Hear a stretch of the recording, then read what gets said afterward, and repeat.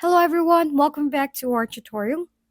Today I'll show you how to unlink Monopoly Go from your Facebook account. Let's start. First, you have to open the Monopoly Go app.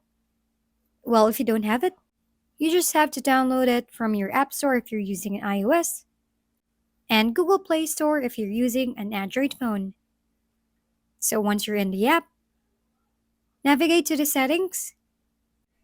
You can usually find this by tapping on the three-bar icon at the top right corner of your screen. Then select Settings at the bottom. In the Settings menu, look for the Connect Account option. Usually, it is located at the bottom section of the screen, and it's a green button. Tap on it, and you'll see the option to disconnect your Facebook account.